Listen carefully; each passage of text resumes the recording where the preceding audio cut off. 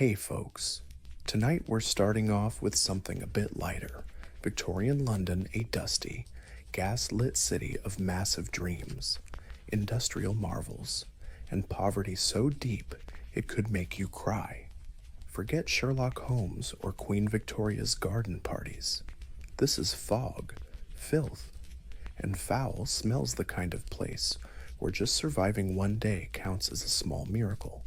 So before you kick back and relax, take a sec to like and subscribe, but only if you actually dig what I'm doing. And don't forget to drop a comment telling me where you're watching from and what time it is. It's always fun to know who's flying in from around the globe with us. Now, turn off the lights, crank up the fan for that gentle white noise, and let's kick off tonight's journey.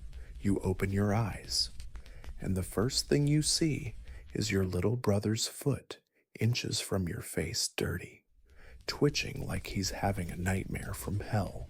Welcome to your one and only room. It's not a bedroom, not a living room, it's a room, and that's all you get.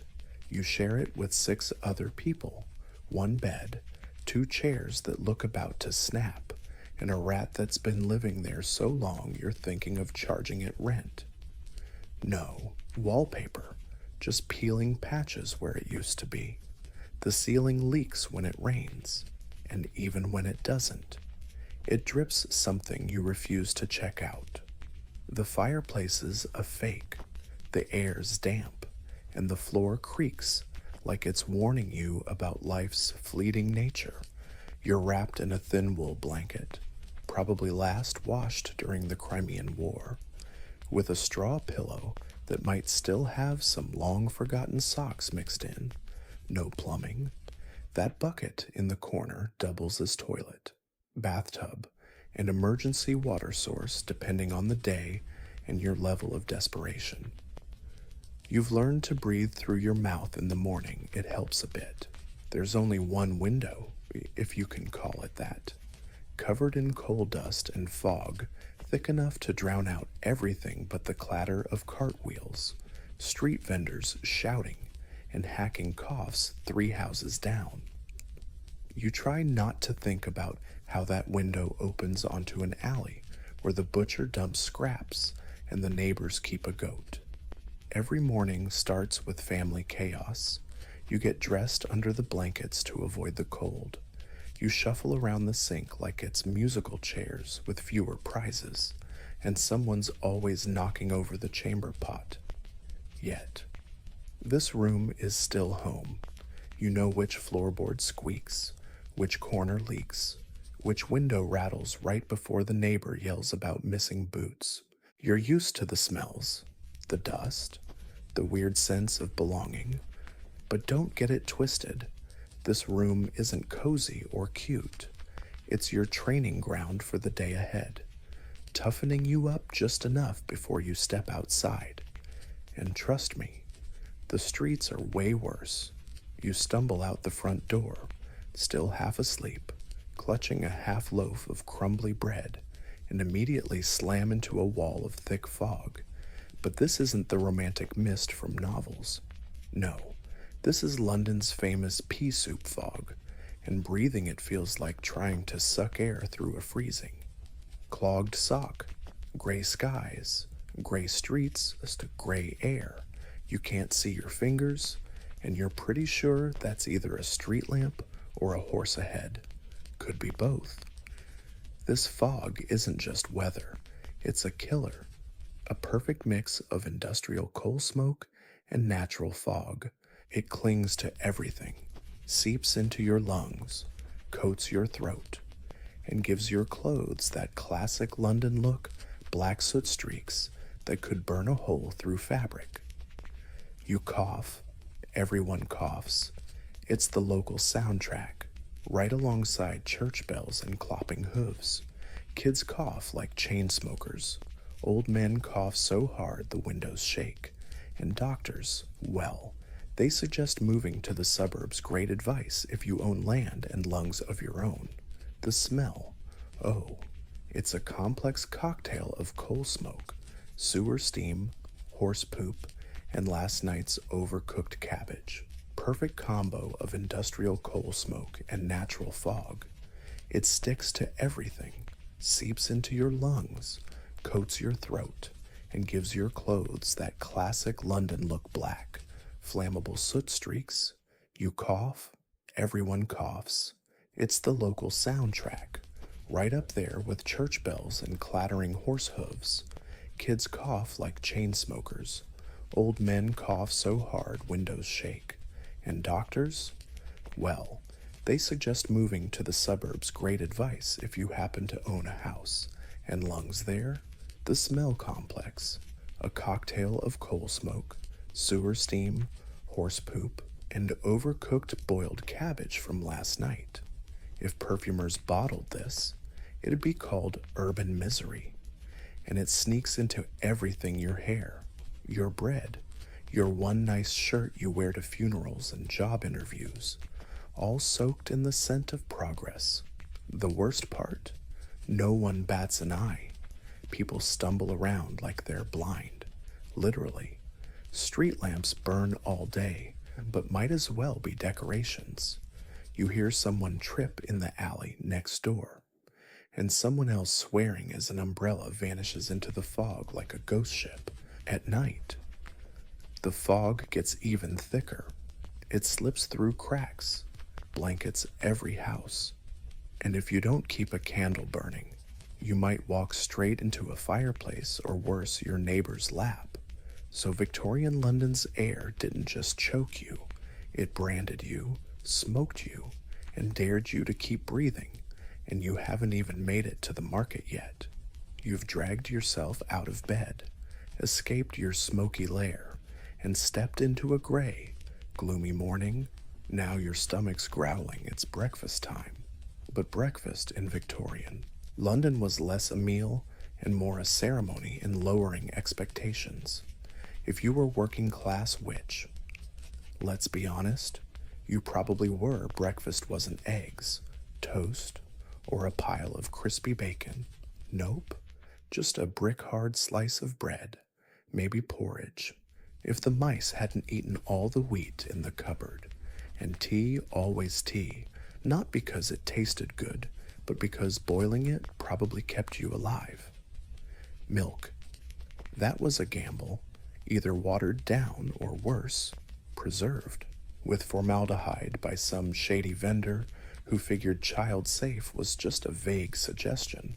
Sugar was pricey, butter was a legend, and jam only showed up if your aunt died and left it in her will. If you were lucky enough to work in a factory or live near a bakery, you might catch the smell of fresh bread in the air.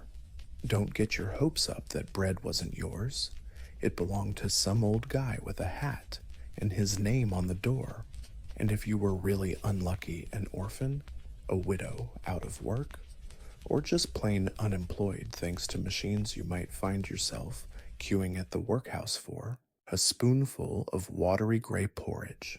It was warm, edible. That's the nicest thing I can say about it. Street vendors might tempt you with fries or meat pies that were a bit past their prime.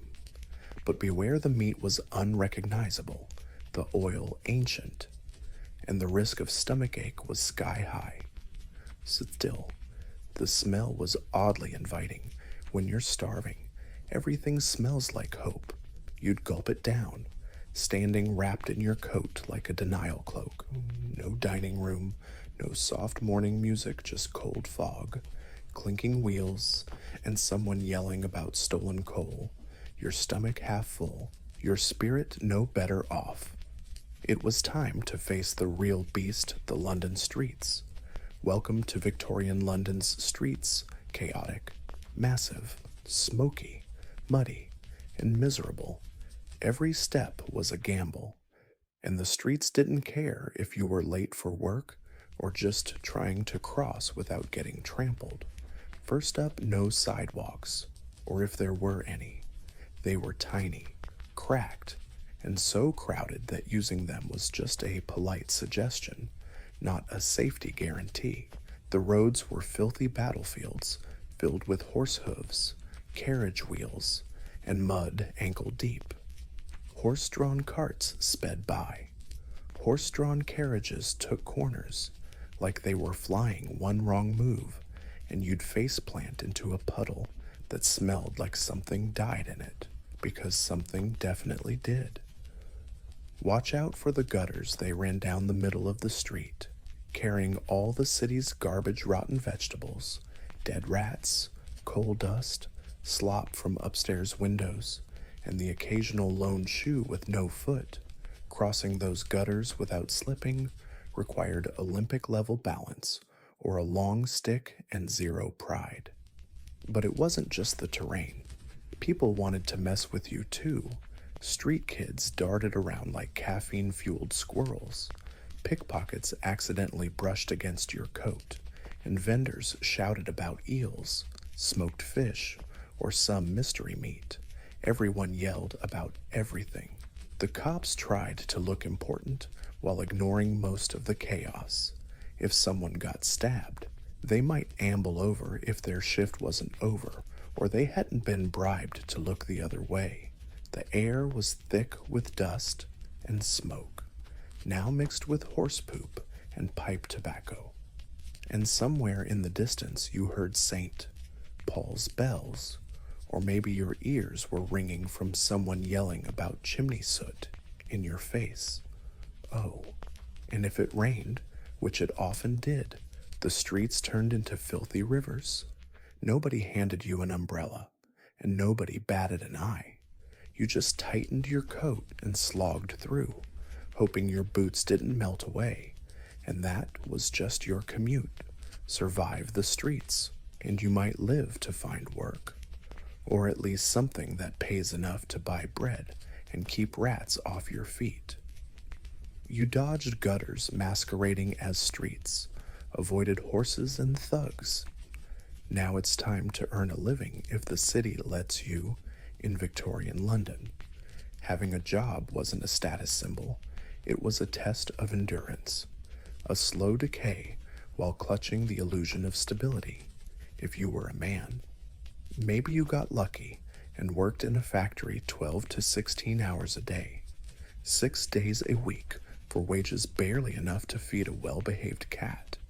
The noise was deafening, and if you managed to land a job, or at least something that paid enough for bread and to keep rats off your feet, you'd still have to survive the factory grind. You'd already dodged gutters pretending to be roads, avoided horses and street thugs. Now it was time to earn your keep, if the city allowed it, in Victorian London. A job wasn't a title, it was a test of endurance, a slow unraveling while clutching at the illusion of stability. If you were a man, you might get lucky working in a factory 12 to 16 hours a day, 6 days a week with wages barely enough to feed a well-behaved cat. The noise was ear-splitting. The air was thick with coal dust, metal shavings, and regret. Lose a finger in the machinery. Don't worry, there were 20 kids lined up behind you, ready to take your place. Not a fan of machines, try bricklaying, hauling coal, or working the docks, where your back would give out by 30 and your teeth would fall out by 40 if you lived that long. Women, you scrubbed floors, washed other people's clothes until your hands were raw, sewed buttons until you forgot what sunlight looked like, all for a few pennies. And when those options ran out, the streets are always waiting for you. No sick days, no safety nets, zero sympathy. Maybe you're a chimney sweep or a mudlark, scavenging river mud at low tide for bits of rope, nails, or bones to sell, the smell free, diarrhea included. Or maybe you're locked up in a workhouse prison, a magical place where the poor are worked to death in exchange for bland food as punishment. You're not here to thrive. You're just here to not die noisily. Jobs come and go. Sickness equals injury equals hunger. No workers' comp, no health insurance, no HR, just the foreman yelling at you to work faster, breathe quieter, And don't bleed on the machines. And for heaven's sake, don't complain. There's always someone desperate behind you ready to work for less. Cutthroat competition. Rare mercy. So yeah, you have a job, but don't get too excited. In Victorian London, work didn't pull you out of poverty, it just gave you something to do while you stayed poor. Childhood wasn't some innocent time. It was a brief pause before your back gave out and your lungs filled with coal dust. If you were tiny enough to fit down a chimney, congrats, you were deemed fit to work. Forget toys and bedtime stories. By age 5, you were already on the clock. 6, if your parents were kindish, school was a luxury, work was the past, present, and future. You might be a chimney sweep, crawling through narrow flues, scraping soot while silently praying you don't get stuck. Scream, they poke you with sticks. Freeze, they assume the worst and keep going. Or maybe you're the little match girl, dipping sticks in white phosphorus, a poison that slowly eats your jaw until it glows in the dark and then rots away. Pay a few lousy pennies. Danger bone, decay the charming bonus. Some kids were mudlarks, diving in Thames mud at low tide, hunting for nails, ropes, anything to sell. You're soaked, freezing, and probably catching diseases. Victorian science hasn't even named yet. Others sold newspapers on the street, shouted about roasted chestnuts they couldn't afford, or ran errands for pocket change. You dart through traffic, praying today's not the day you get run over by a horse or beaten for mistaking someone. Factory work now, that was the dream. Inside, steady hours. Just don't lose a hand. Kids wiped under running machines. Learn fast or lose a hand. No safety gear. No sick days. No mercy, just sweat, noise, and the boss yelling. Orphan tough luck orphanages. Streets, or worse. Some got sold as servants. Others vanished, swallowed by the fog, a footnote in someone else's story. To Victorian industry, kids were cheap, obedient, and disposable. Childhood wasn't stolen. It simply never existed. Yet somehow, they survived. Playing with scraps, singing in alleys, laughing between shifts and coughs because they had to. In London, even kids carried the empire on soot-covered little shoulders. Think surviving Victorian London was tough for men. Try being a woman, working all day long. And no applause or medals, just blisters, exhaustion, and a society demanding you smile while you're dying inside. No husband yet. You might be a maid mopping floors from dawn to dusk, hauling coal, blackening the hearth, ironing until your arms scream, and never sitting unless told, eating last, sleeping in the attic. And if your employer gets too friendly, well, you better say thank you, at least that's what they say. Got a husband doesn't get better. Double the work, cleaning your own shabby room, raising usually more than one kid, cooking from scraps, sewing every rag, and managing the family budget with 3 pennies and a prayer. Maybe you took on laundry for the rich boiling, scrubbing, wringing, rinse and repeat just to buy bread. Some women became seamstresses, sewing underwear in dim corners for 14-hour days. Pay a few pennies, eyes ruined, and if you bled on the fabric, you lost the job. Then there were the match factories, where white phosphorus ate away your jaw. Started with toothaches, ended with a rotting face. Management said you just chewed too much gum, when none of that paid the bills.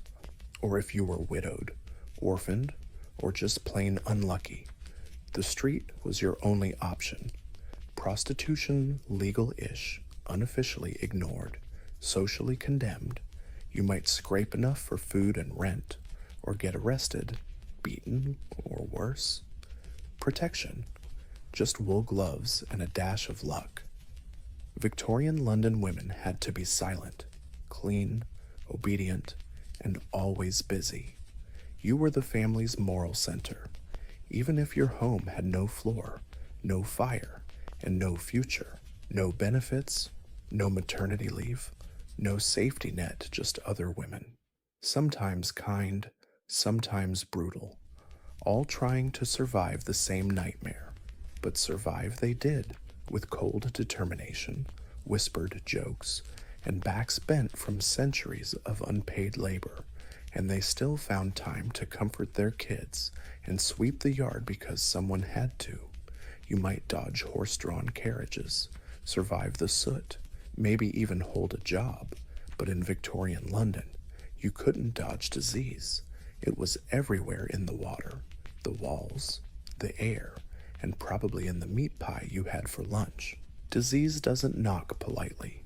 It rides beside you on the tram, crashes at your boarding house, and sneaks quietly into your lungs while you're waiting in line for bread. Let's start with the basics: tuberculosis, aka the slow lung eater, because it gradually eats away your lungs, your body, and your will to live.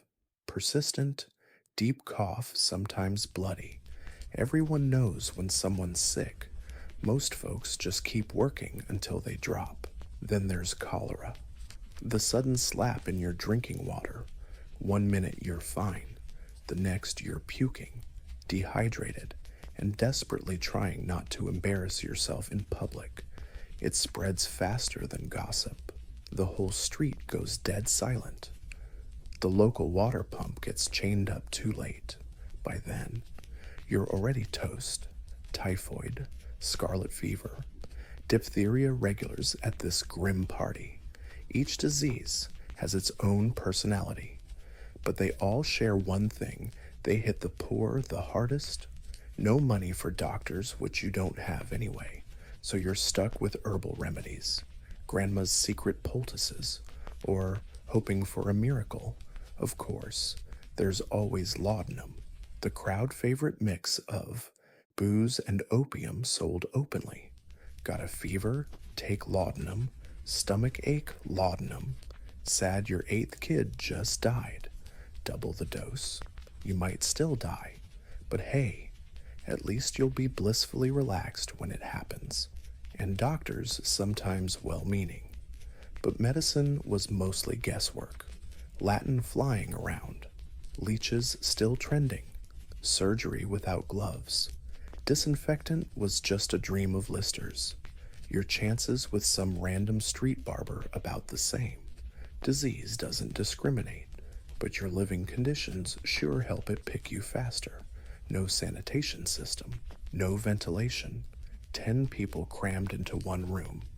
The perfect breeding ground for bacteria, misery, and mildew in Victorian London. If something doesn't kill you fast, it'll do it slow. And if you're still standing, it's time to grab a drink.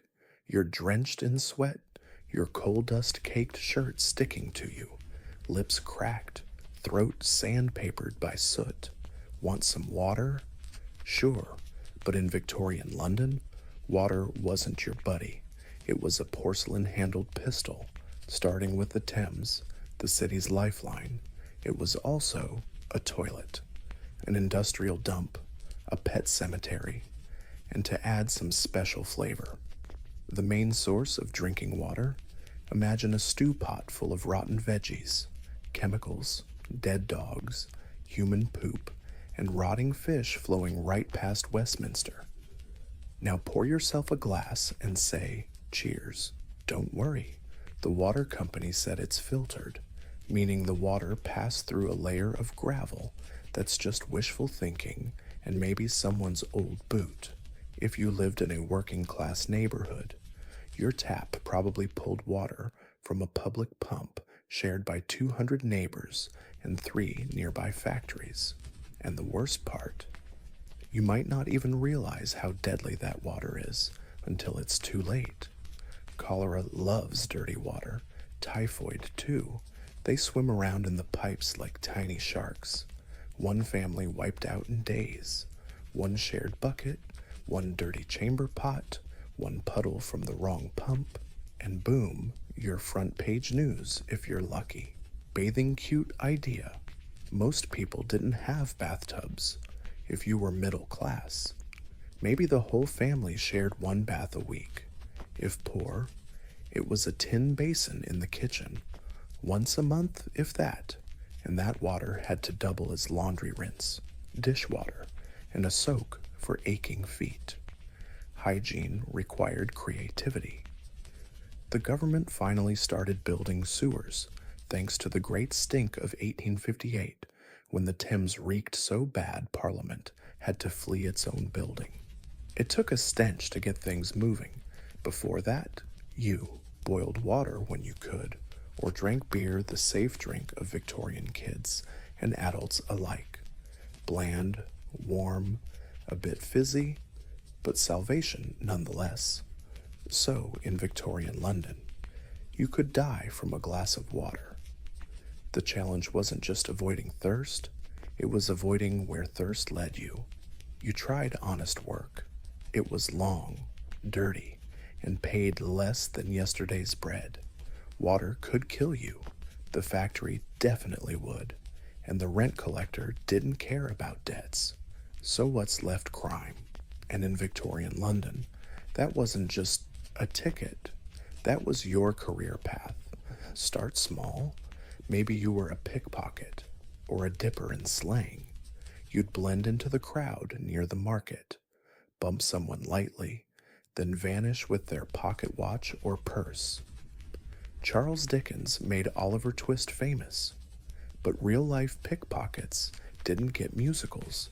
They ended up in Newgate Prison or shipped off to Australia. If you were a woman, you might specialize in fencing stolen goods, buying and selling in dark alleys under shawls and clever tricks. Or you ran a fence house where pickpockets stashed loot before the cops showed up. Feeling bold, try being a con artist, hawking bruised fruit or watered-down milk from a creaky cart, then disappearing before complaints show up, or fake documents, card tricks, or a classic shell game quick scam, quick escape. And if you were truly gutsy, there was always the career of warehouse thief, breaking into storage, merchant shops, or if desperate, churches. You might score something valuable, or you might meet a thug cop who never sleeps. The cops were around but underpaid, understaffed, and always 2 steps behind. Plus, you could bribe the right officer if you knew the system, and honestly, you definitely did. London's criminal gangs were surprisingly organized. They had territories, passwords, and full-on recruitment procedures. Then there were the resurrectionists, grave robbers selling corpses to medical schools. Disgusting, illegal, but paid better than sewing on buttons. Of course, the consequences were real. Get caught, and you might get flogged, branded, jailed, or worse, sent off to a penal colony. But if the alternative was starving on a freezing street, well, risk had its own appeal, because in Victorian London, morality took a backseat to hunger. Crime wasn't the opposite of work, it was work. And for many, the only job that would hire them. Now, say you catch something, cough, fever, or your foot gets run over by a pushcart. See a doctor. Good luck with that, because Victorian medicine wasn't so much science as it was improvising with sharp metal. Doctors? Oh yes, they existed. Some even wore gowns. But unless you were rich, your first stop wasn't the doctor, but the pharmacy, where every ailment was treated with a tiny bottle of laudanum, liquid opium, curing everything from sore throats to existential despair. It didn't make you better, but you'd stop caring. No cash for the pharmacy, maybe a barber surgeon nearby. Yep, a guy who cut hair and occasionally sawed off limbs. If your wound got infected, he'd just saw it off, no anesthesia, no sterilization, just a stick to bite and a bucket to scream into. And don't you dare think about hospitals. They were packed, poorly ventilated, and smelled like old bandages and broken hopes. Instruments weren't sterilized. Surgeons wiped their hands on aprons between patients. Germ theory existed, oh sure, but most folks still blamed bad air and bad morals. Survive the treatment. An infection might finish you off. A tiny splinter death sentence. A few days of toothache. Hello, sepsis, giving birth. Women went in with pain, came out with either a baby or a tombstone, sometimes both. Medical books were full of confident, wrong guesses, you might be prescribed. Bleeding, mustard plasters, or mild electric shocks to stimulate the body's fluids. They balanced the body by draining it mostly blood, money, and hope. A few progressive doctors had bright ideas, cleanliness, washing hands, even sterilization, mostly. They got mocked by their peers. After all, who'd dare suggest a posh doctor's hands were dirty and crawling with germs? So what did people do when sick? They waited, sipped herbal tea, lit candles, stayed put because all treatments were risky, and recovery was mostly accidental rather than intentional. You didn't go to the doctor to get better. You went when you had no other choice, and sometimes, just sometimes, you walked out alive. The sun set, gas lamps flickered on, and the fog thickened like a shroud. Think the city's quiet at night? Nope. This is Victorian London. When the lights went out, real danger showed up. Forget cozy fires and peaceful nights. The streets belonged to the darkness, and they weren't empty. Gaslight barely pierced the mist. Everything was just shadows, a hunched figure in an alley, a cloaked shape behind a lamppost, footsteps echoing offbeat. If you walked alone, you were either lost or out of better options. Police patrolled in pairs, swinging batons and trying to look intimidating, but even cops knew some alleys were best avoided. Crime ruled the night, and most criminals wore softer shoes than the cops. Thieves, murderers, pickpockets danced in the dark.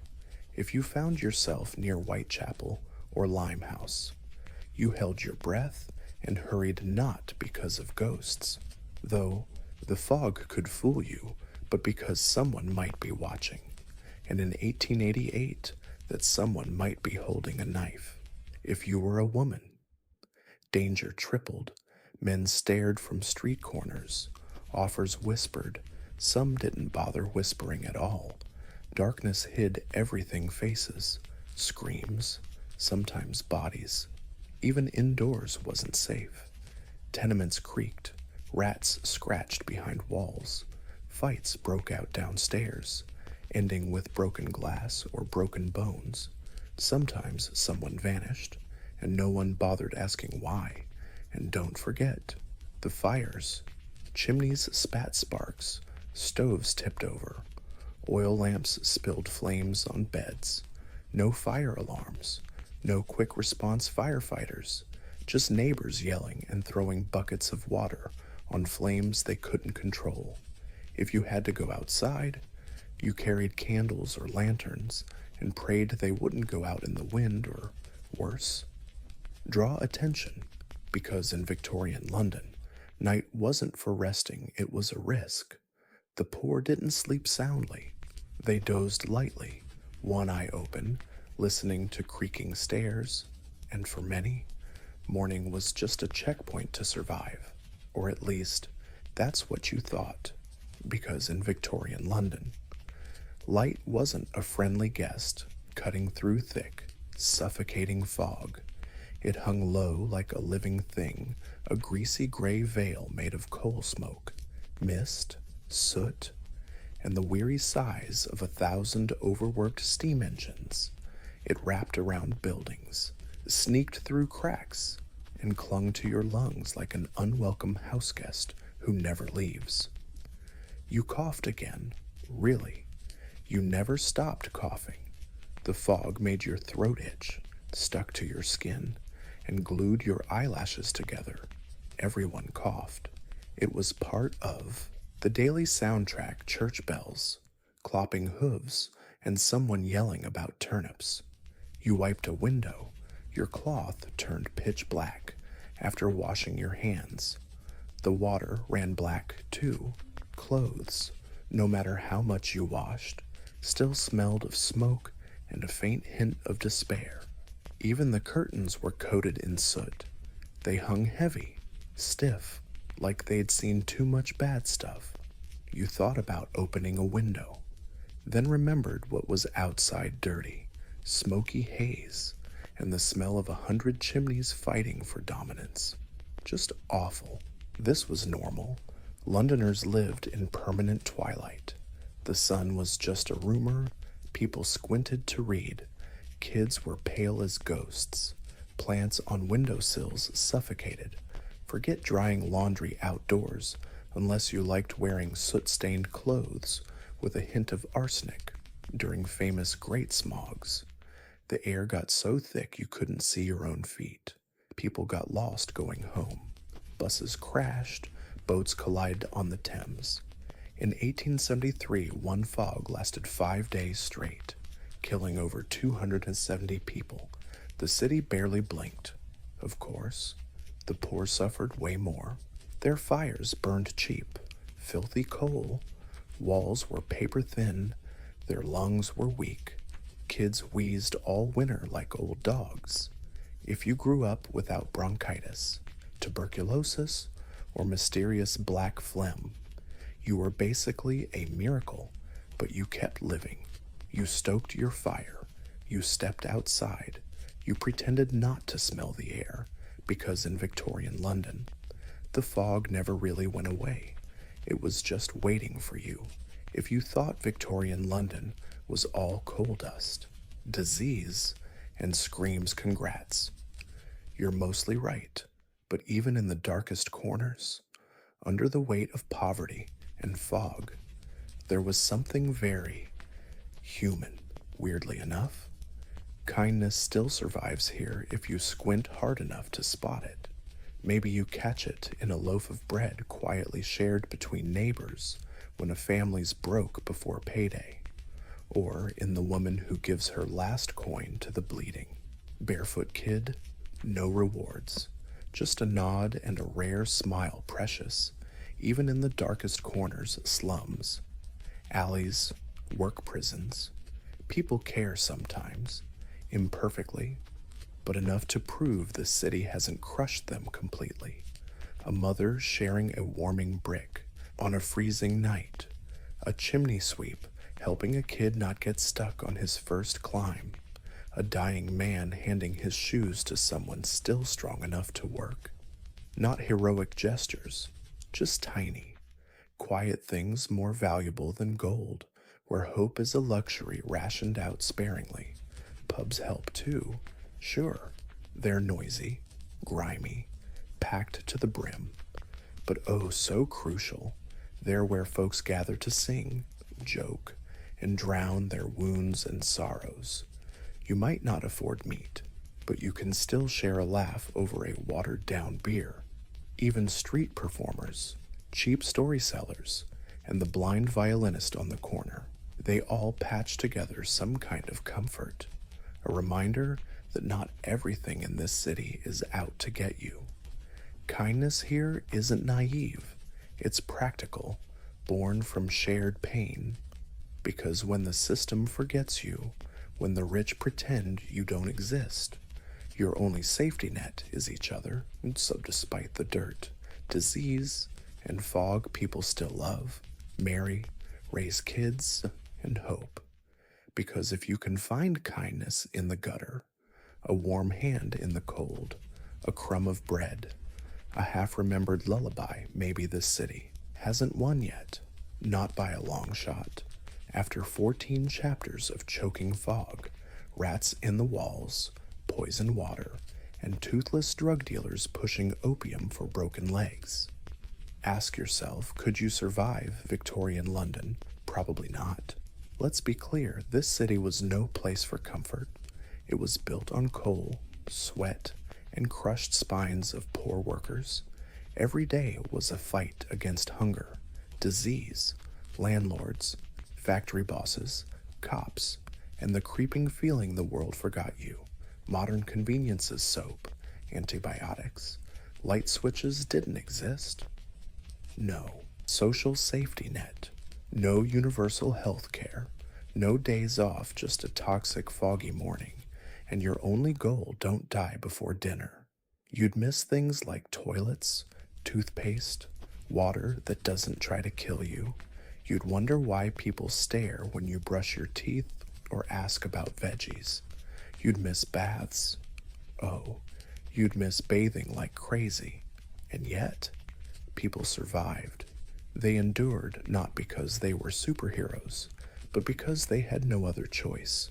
They formed unions, raised kids, struck, wrote novels, played music on street corners, and clung to hope like it was the last crumb of bread in the pantry. They laughed, yes, even in the fog, found love in crowded slums, sang to crying babies, danced in pubs after 16-hour shifts. They weren't just victims, they were tough, resilient, and full of feeling. You probably wouldn't last a day. And this isn't sarcasm, it's a reality check. The survivors carried an empire on their backs, often barefoot, starving, and almost always forgotten. They built the world we whine about hot rooms with clean water to drink. Well, maybe we're not built to survive either, but at least remember they weren't just grim statistics. They were people who survived the impossible every single day. Gorgo was born in a city that didn't just break the rules, it rewrote them. Sparta, unlike the rest of Greece, wasn't famous for golden temples or philosophical debates. It was famous for warriors, and Gorgo, she was born right at the top of that ruthless food chain. Daughter of King Cleomenes I, one of Sparta's 2 ruling kings. From the moment she took her first breath, Gorgo's life was basically politics, 24/7. She wasn't just some pretty prop to be married off for alliances. In Sparta, women could own land, speak in public, and get an education stuff that made other Greeks raise their eyebrows. And Gorgo, she wasn't your average Spartan lady. As the king's only kid, she was expected to watch, learn, and one day hold some serious sway in a world ruled by hoplite shields and sharp spears. As a kid, she probably sat through royal council meetings on war and diplomacy, where things were way too urgent for nonsense, and trust me, she paid attention. Her dad, Cleomenes, wasn't exactly the poster boy for stable leadership. In fact, by the end, most folks thought he'd lost his marbles, but he did teach Gorgo early on how dangerous politics could be and how sharp the blade of power really is. There's a famous story when she was about 8 or 9, some foreign ambassador tried to bribe her dad to side with the Persian Empire, while the grown-ups whispered nervously. Little Gorgo marched right up and boldly told her dad, "Dad, you should leave, this stranger's gonna ruin you." That wasn't just a kid being smart, it was gutsy as hell. Her dad listened, and the guy got kicked out of Sparta. Moral of the story: Gorgo had teeth, and everyone quickly learned not to underestimate them, so long before she was old enough to marry. Gorgo was already showing off her political smarts and killer instincts. She wasn't royalty just because of her bloodline. She was royalty because of her attitude. In a society that worshipped discipline, bluntness, and ruthless honesty, Gorgo thrived. Her fate was sealed not to be some passive queen lounging in a golden palace, but a Spartan lioness ready to defend her people and, when needed, outshout the kings themselves. Gorgo's marriage to King Leonidas. Not your typical lovey-dovey fairy tale or a fancy ball. This was Sparta, where practicality ruled and weakness was basically a crime. Leonidas wasn't your run-of-the-mill Spartan dude. He was a straight-up warrior, famous for his silence and scars, not charm or poetry. But Gorgo wasn't looking for poetry. She wanted strength and a partner in crime. Marrying Leonidas made her queen, but unlike other Greek queens who vanished behind velvet curtains, Gorgo didn't disappear. No private ladies' chambers, no endless nights weaving by candlelight. Spartan queens were expected to speak up, advise, and stand beside their kings as intellectual equals, and Leonidas knew exactly who he married. Gorgo was smart, fiercely loyal to Sparta, and totally unafraid to speak her mind even to him. Their relationship was built on mutual respect. True to Spartan style, short and punchy, they didn't need many words. But every word counted. Gorgo, forged in political fire from a young age, probably advised Leonidas on diplomatic tensions, the Persian threat, and Sparta's messy internal politics, while other Greek women were hidden away from the public eye. Gorgo helped shape Spartan policy right inside and outside the palace walls. One of her most legendary moments came when Persia was gearing up to invade, as tensions with Xerxes boiled over. Leonidas prepared to march out with his famous 300 Spartans before he left. Gorgo, now a seasoned political brain, didn't cry or beg. Nope. She dropped 6 cold words: "Come back with your shield," or "on it." Not just a farewell that was a command, the ultimate Spartan order, reminding her husband that death, living with honor, was way better than living in shame. If you couldn't win, you had to die standing, and Leonidas did just that at Thermopylae. He and his 300 warriors fell to the last man, buying precious time for Greece to rally. His death echoed through history, but Gorgo's words echoed even louder. She didn't just send her husband off to battle, she helped craft the Thermopylae legend, while Leonidas died a hero. Gorgo lived on to protect his legacy, and maybe even shape the empire his sacrifice tried to save. After Leonidas died at Thermopylae, a lot of queens might have quietly slipped into mourning, maybe vanished from the public eye. Not Gorgo. Actually, her influence just kept growing. She wasn't just a widow, she became the living symbol of Spartan toughness. And while statues get built for the fallen, Gorgo was the walking, talking reminder of why they fought in the first place. When Leonidas left, Sparta was fragile, not just militarily, but politically too. The war with Persia was still raging. Alliances were shaky, and tension rippled across Greece. In this chaos, Gorgo was both guardian and strategist. We don't have detailed records about her daily political moves, but plenty of ancient sources, including Herodotus, make it clear when there was a diplomatic mess or internal threat. Sparta asked Gorgo. She wasn't just consulted, she was trusted. There's a story about a secret message sent to Sparta on a wooden tablet. The original message was scraped off and covered with wax to hide it a warning about the coming Persian invasion. The Spartan court was puzzled, but Gorgo, cool as ever, told them to scrape off the wax underneath. The original message, breaking news. Gorgo cracked a diplomatic puzzle that could have cost Sparta everything. Her smarts probably saved thousands of lives. But her genius wasn't just in puzzles. She totally got the fragile web of alliances holding Greek city-states together and the looming threat of Persian gold. While Athens and others were famous for being bribable, Gorgo's sharp warning from way back was clear: beware gifts that weaken you with corruption. She pushed for ironclad honor, even when politics got risky, and Sparta listened because when Gorgo spoke, she didn't sound like the usual soft-spoken ancient lady. Nope. She talked like a warrior, and a strategist rolled into one. She knew what was at stake, not just Sparta's land, but its very soul, even in grief. She stood firm. Leonidas's shield might have been lost in battle, but Gorgo became something bigger, the brain guiding Sparta through its darkest days.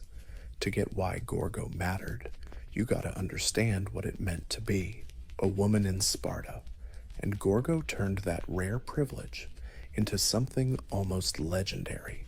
Spartan women were nothing like the rest of the ancient world, while Athenian women were stuck at home, banned from politics, and barely educated. Spartan women were trained to be strong, sharp, and socially confident. This wasn't just culture, it was survival strategy. Spartans believed strong women gave birth to strong boys, so girls ran, wrestled, and trained alongside boys from childhood. They were expected to be tough, confident, and brutally honest. But Gorgo wasn't just another tough Spartan girl. She was the ultimate example of a Spartan woman, famous not just for wisdom, but a razor-sharp wit. There's a classic story a foreign woman asked her, "Why are Spartan women the only ones who rule their men?" Gorgo didn't hesitate. She shot back, "Because only we give birth to real men, not just clever, but pure Sparta." It screamed a culture where female strength wasn't for show, it was essential. In Gorgo's world, being a mom wasn't a passive gig, it was political. Raising a Spartan boy meant training a future warrior. For Gorgo, raising her son Pleisthenes, who'd become king after Leonidas, was a devoted act not just to family, but to the entire Spartan state. She probably oversaw his early education, surrounding him with values like honor, sacrifice, and discipline, teaching him love not for glory but duty. But Gorgo never bragged about her power. She didn't need to. Her voice carried weight because she used it sparingly and precisely. She wasn't a ruler in name only. She was a real force. While Sparta was still a male-led dual monarchy, Gorgo's presence meant there was always a sharp strategist watching from behind the scenes, or in many ways. She was Sparta's unofficial legend, upholding ideals, pushing leadership, and forging its backbone.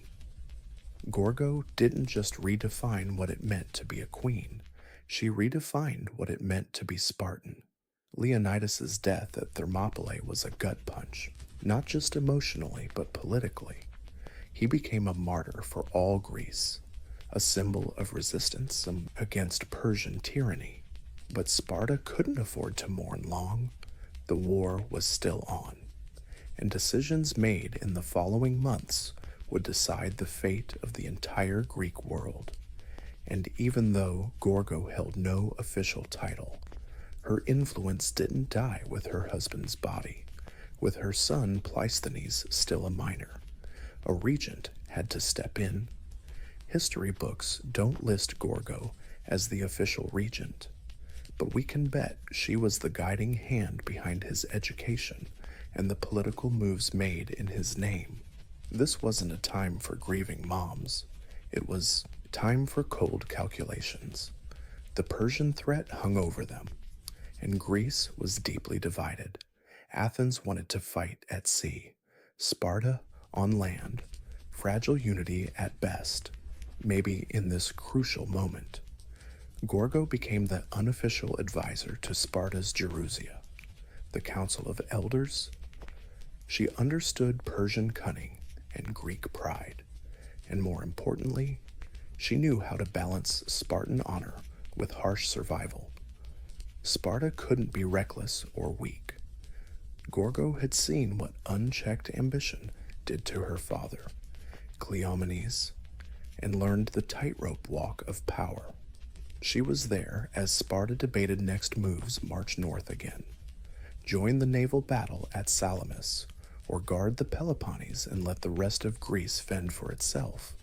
These were tough calls, made by folks fresh off losing their king in a legendary fight. Gorgo's presence, cool-headed, controlled, and fiercely patriotic, might have been exactly what Sparta needed. No records mention her, but you can bet she was right there, steady as ever. Now, about her giving orders, nope, not really necessary. The Queen of Sparta led by example, not by decree.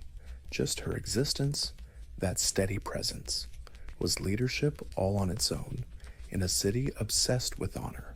Gorgo proved she could hold a shield, and now, with Leonidas gone, she carried his sacrifice in every political move she made, as the war against Persia dragged on over the years. Gorgo's role shifted from king's wife to king's mom, from political influencer to legacy guardian, but she never was a relic of the past. Gorgo was still the living embodiment of Spartan ideals, so strong that even without a crown or a battlefield, she commanded attention. Her son, Pleistocanax, eventually took the throne, but he wasn't his father's copy. Quiet, low profile, and not much for military glory.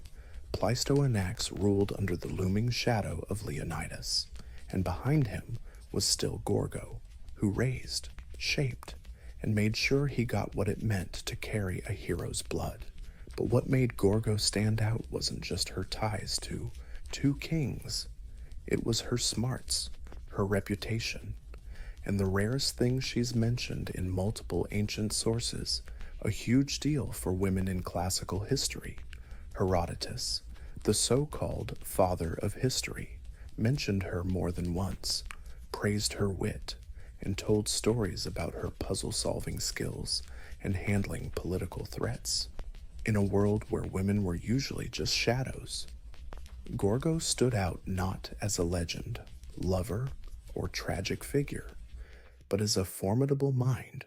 She is exactly what Sparta wanted to believe about itself, a society where even the women were tough, smart, and ready to defend home at any cost.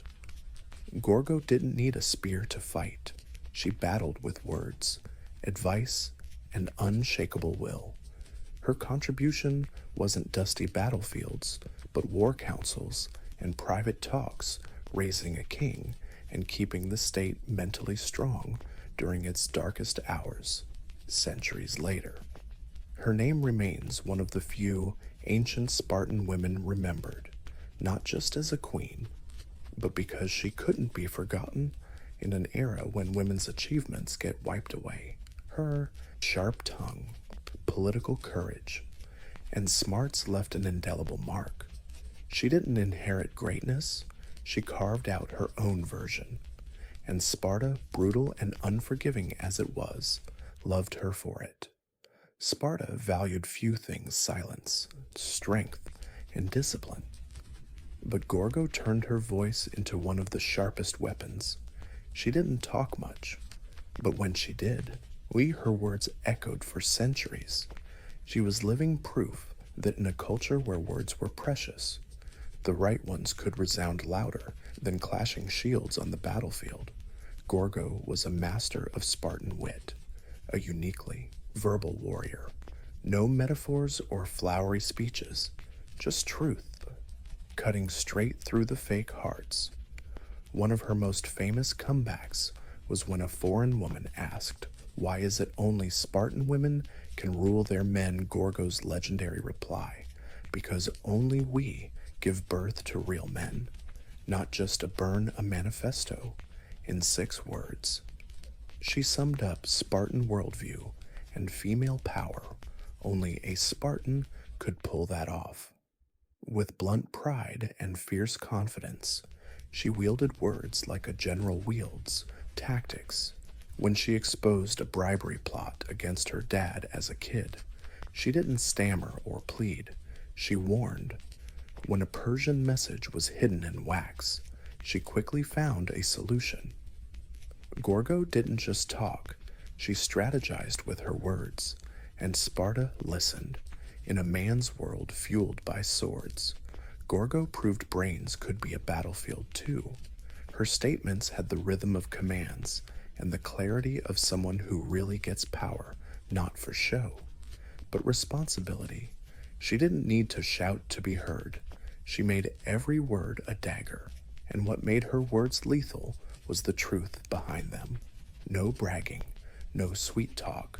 Gorgo knew her role as queen, Spartan, and a woman who saw kings fall and wars ignite. She faced those heavy expectations head on, not with emotional outbursts, but with calculated, unforgettable comebacks. Her voice was a weapon, her intellect armor, and while many queens are remembered for tears or beauty, Gorgo is remembered for what she said and for never saying anything. She wasn't sincere in Sparta.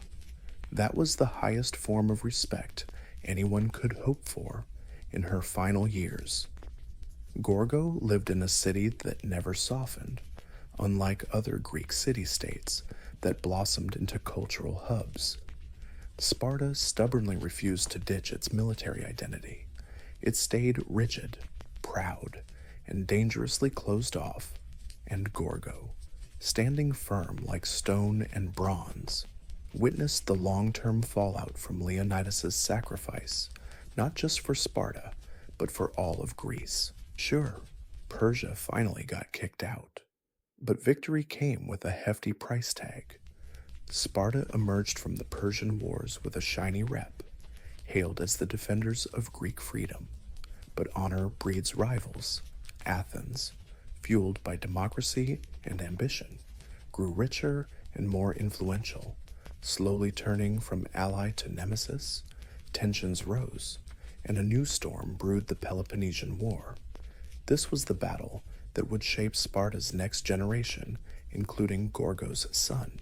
If Gorgo saw the signs, she must have realized Sparta's once unshakable ideals had become its own cage. While Athens innovated and adapted, Sparta stood still. The military rules that made Sparta unbeatable now made it stubborn and stuck. But Gorgo, ever the realist, probably accepted this hard truth with the same steely clarity she showed all her life. She lived through more than just spear fights. There were wars of diplomacy, shifting alliances, and internal chaos. By now, she'd become a living relic, in the best sense a link to Leonidas, Sparta's legendary icon, and a reminder of what Sparta could be again if it held on to its true nature without letting pride blind it. No records survive about her final days, but there's no reason to think she didn't face them with calm strength.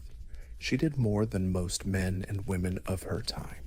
She ruled without a throne, fought without a sword, and built a city that left no room for weak kings. If Gorgo was sad, she kept it private. If she hoped for the future, she kept that to herself, because in Sparta, feelings weren't for show. Legacy was the real treasure, and she already had that, preserved in bronze and blood. Sparta's Gorgo didn't need marble statues or epic poems to be remembered. Her legacy was carved deep into something way tougher, the shared memory of a city built on discipline, honor, and unbreakable spirit, unlike other queens with tragic or romantic tales. Gorgo's story is about sharp wit, political savvy, and stubborn pride. She stood at the crossroads of Sparta's two greatest icons, daughter of King Cleomenes, wife of King Leonidas, yet never overshadowed by either. She wasn't a footnote in their stories. She was her own chapter.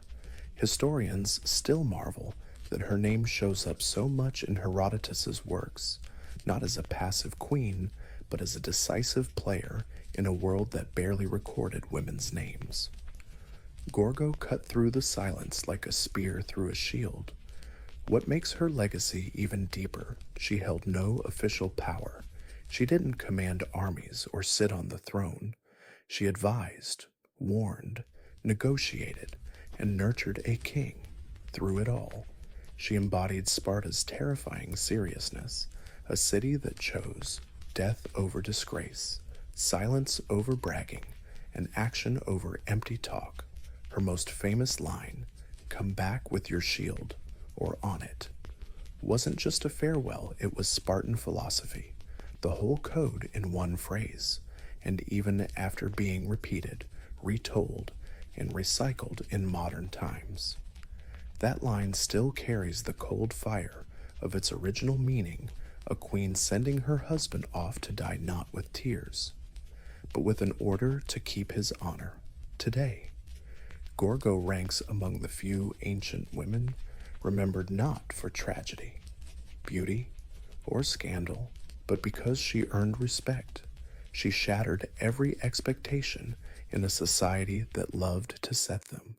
Her intellect stood out. Her voice commanded respect, and she became part of Sparta's identity. She lived over 2,000 years ago, yet Gorgo remains the role model for every underestimated woman, every strategist working behind the scenes, every voice refusing to whisper. She's the eternal reminder that strength isn't always loud, and power doesn't always wear a crown. Out in the sun-baked desert of Jordan, where the horizon melts into the sky and silence blankets the sand dunes, lie the ruins of a forgotten royal dream, desert castles. These eerie structures, scattered across the barren land, look like Mirage's grand facades rising from nowhere, with domes, ornate arches, and faded murals worn down by time. They're beautiful, mysterious, and isolated, baffling historians for centuries, built under the Umayyad dynasty in the 7th and 8th centuries. These castles weren't meant to, not your typical forts holding off armies or guarding trade routes. Nope.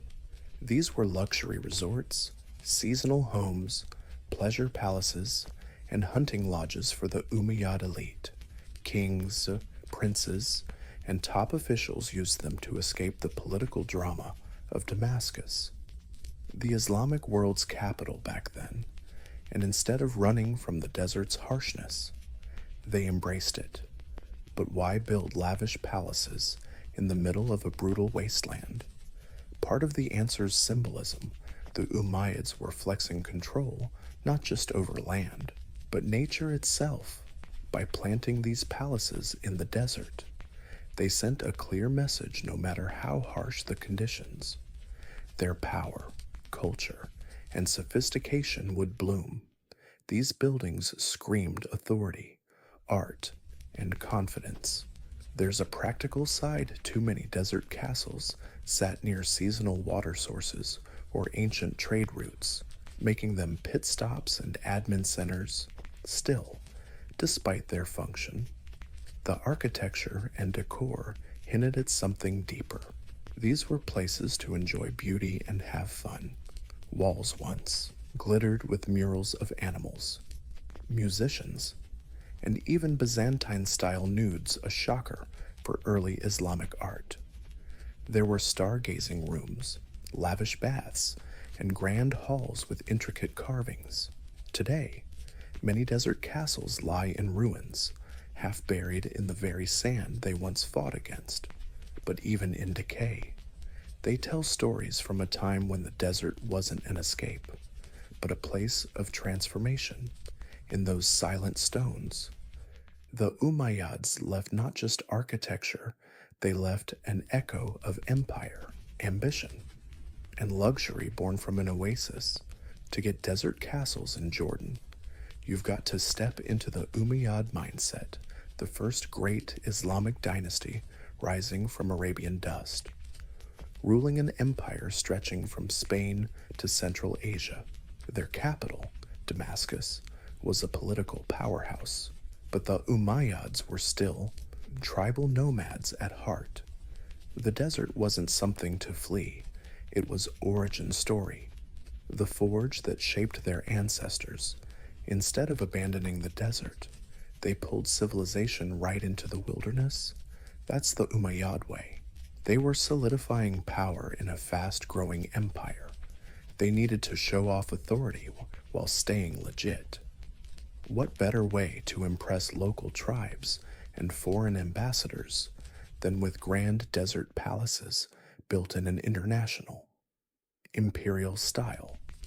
These desert mansions hosted diplomacy, hunting parties, and elite hangouts, far from the prying eyes and political schemes of Damascus.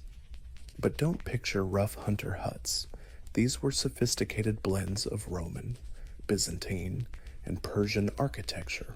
The Umayyads inherited architectural languages from the lands they conquered and weren't shy about mixing styles.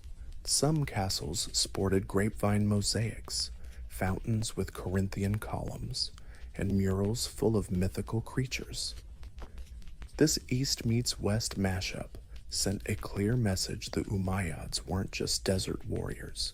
They were heirs to a vast, multicultural legacy. At places like Qasr al-Mashata, you still see finely carved stone walls with floral and geometric patterns hinting at a fusion of Islamic restraint and Greco-Roman flair.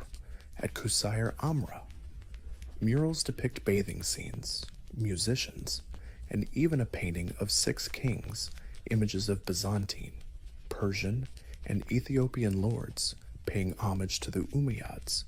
That's propaganda in color and plaster. These castles weren't just about comfort, they were stages for power. The Umayyads' new power needed a spotlight.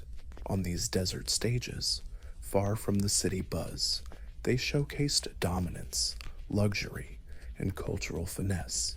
They used the desert's emptiness as a canvas, painting a vision of an empire both ancient and brand new.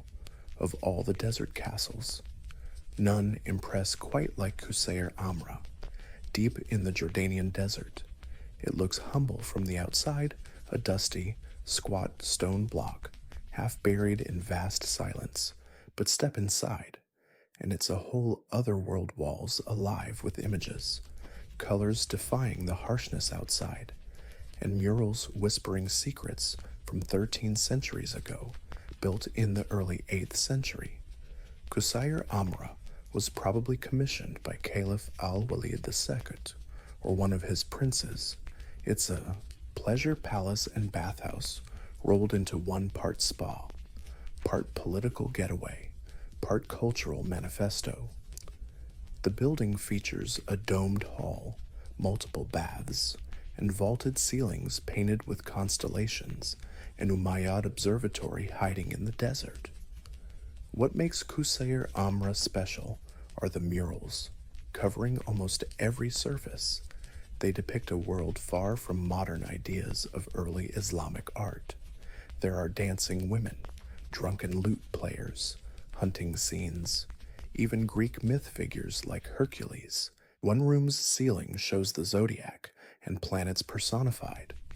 Another wall has the 6 Kings mural, a bold propaganda piece showing rulers from distant lands bowing to the Umayyads, reinforcing the desert's belonging to them. This daring use of human and animal figures sparked controversy for decades. Islamic art is often linked with avoiding imagery, but Qusayr Amra proves the early Islamic world was way more complex. The Umayyads didn't just build mosques, they created secular spaces, a place where luxury, astronomy, and power throw a wild party for your eyes. Sure, centuries of wind and sun have faded the colors and worn down the murals, but restoration efforts have kept that eerie charm alive today. Qusayr Amra is a UNESCO World Heritage Site a rare peek into the intimate, indulgent, and totally political world of Umayyad rule.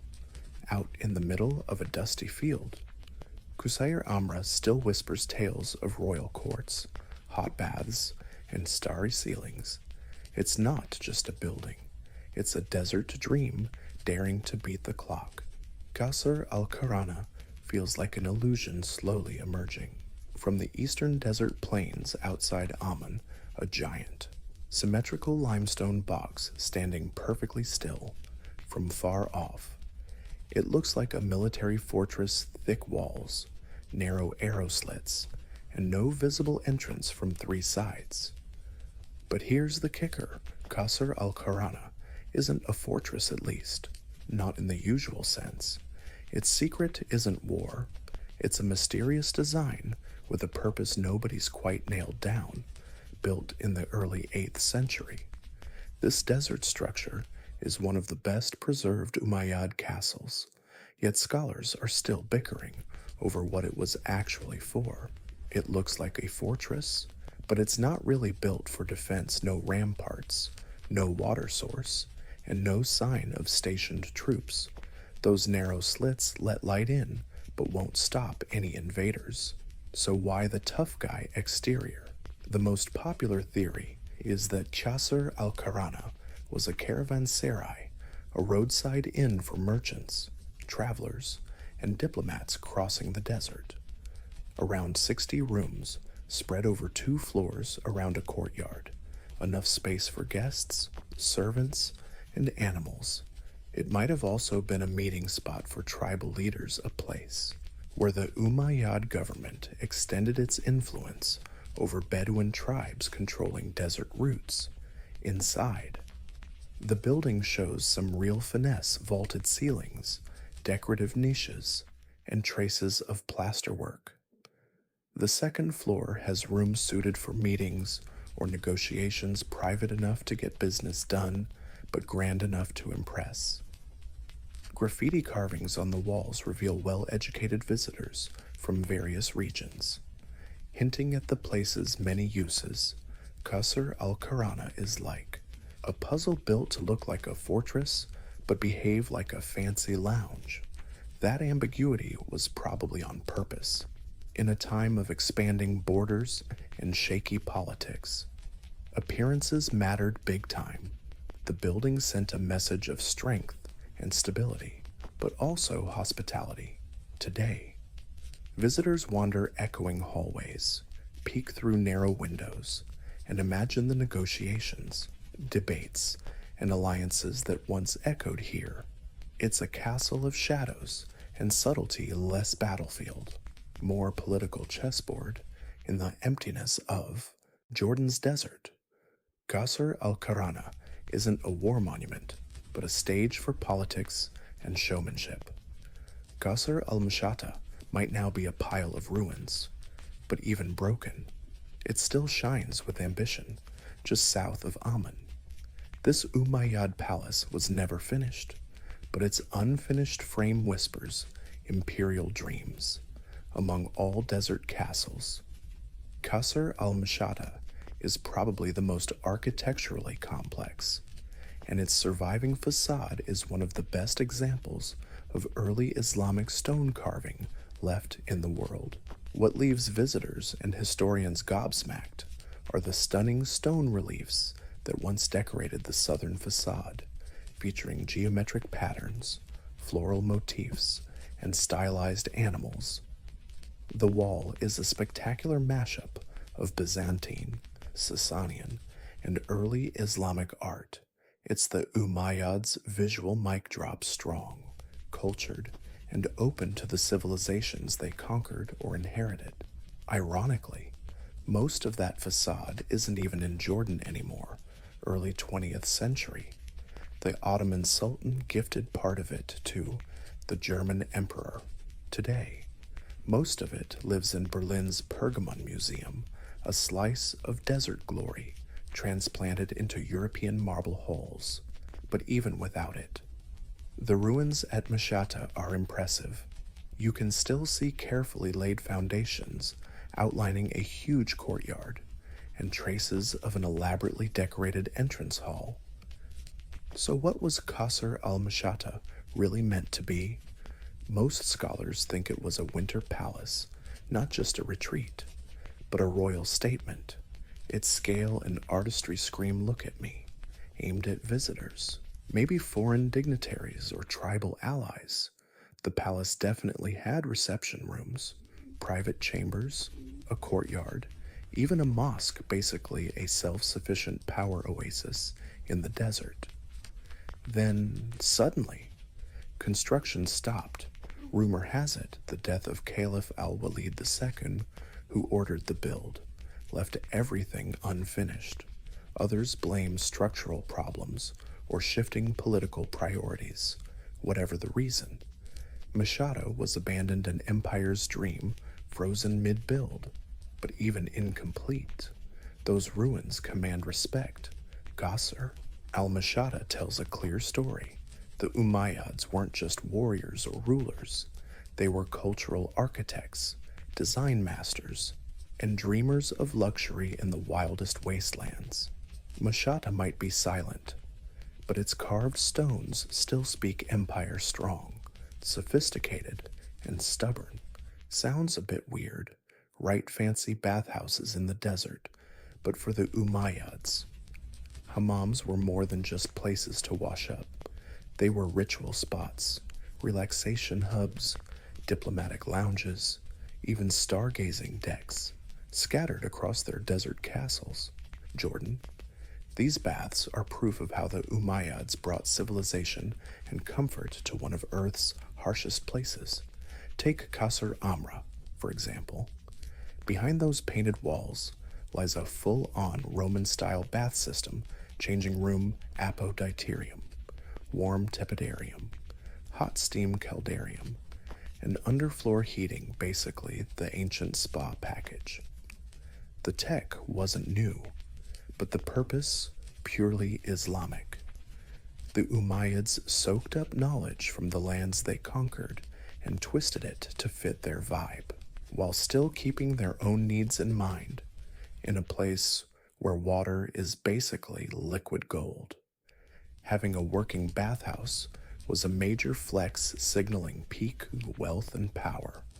It showed the caliphate wasn't just surviving nature, but bossing it around.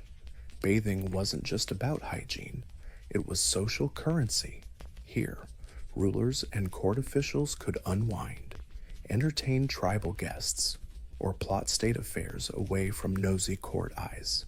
Intimacy wrapped up in ceremony and the art. These steamy hammams are covered in some of the weirdest murals you'll ever see: zodiac signs, planet characters, bathing women, musicians, hunting scenes. The ceilings of some baths even look like ancient star observatories, especially at Qasr Amra, where constellations are painstakingly painted on the dome. It's like bathing became a cosmic experience, linking body cleansing with the vast spiritual sky. This luxury wasn't wasteful, it was calculated. The Umayyads weren't ascetics.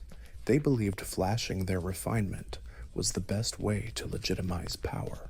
And in the desert, where luxury is scarce, a steam bath was basically a political parade. These hammams, tucked inside lonely palaces, brought not just water, but culture, where sand gave way to steam and starry skies reflected in painted ceilings. They remind us that even far from the capital, the Umayyads lived not in austerity, but with elegance and intention.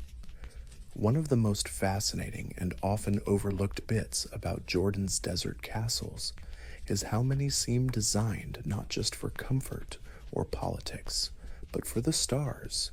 Back when there were no telescopes or apps, the night sky was both a map and a mystery. The Umayyads, inheriting Greek science and Persian cosmology, looked up with both spiritual reverence and intellectual curiosity. They poured that passion into the architecture of their desert retreats. Take Qasr Amra. The bathhouse dome is painted with the astrological sky, Zodiac signs, constellations, and celestial symbols swirl overhead in a rich mix of science and art. This wasn't just decoration for fun, it reflected a deep understanding of astronomy, probably learned from Byzantine and Persian scholars and scribes. The Umayyads weren't just warriors, they were cultural sponges soaking up the ancient world's finest. The presence of celestial themes probably meant a lot of things. On one hand, it shouted the caliphate's knowledge and sophistication. On the other, it mirrored a mystical bond with the cosmos, the belief that earthly power reflected the stars. Syncing power with celestial order wasn't just smart politics, it was sacred symbolism. Out in the quiet desert, far from city lights, the night sky was a velvet black lit by thousands of stars. These desert castles, with open courtyards and domed rooms, were perfect observatories, whether for calendars, desert navigation, or more mystical rituals. These spots were made for stargazing. The mix of isolation, silence, and awe created a space both spiritual and scientific. Worth remembering, early Islam didn't clash with science. In fact, the Umayyad era laid the groundwork for the later Islamic golden age of astronomy. These castles, built in the wilderness, weren't just for bathing or ruling, they were places to watch the skies through stone and paint. The Umayyads carved their name between earth and sky, the desert kings with eyes glued to the stars. One of the oldest mysteries about Jordan's desert castles is just how insanely isolated they are. Why did the Umayyads build lavish palaces, ornate baths, and far-flung star observatories so far from any city or major settlement? The answer isn't just geography, but psychology, politics, and power theatrics. First, the practical stuff early Umayyads were still rooted in nomadic tribal life. To them, the desert wasn't a barrier, it was home. The wide open landscape offered familiarity, privacy, and freedom. Building in the desert let caliphs and princes escape Damascus court pressures and reconnect with their roots. These weren't outposts, but hideouts. But that isolation also served a deeper purpose: symbolic domination. Constructing grand architecture in barren land was a power move. It proved even the harshest wilderness could be tamed and transformed by the caliph's will. These castles sent a message that Umayyad power stretched beyond cities and fields, right into the heart of nature's emptiness.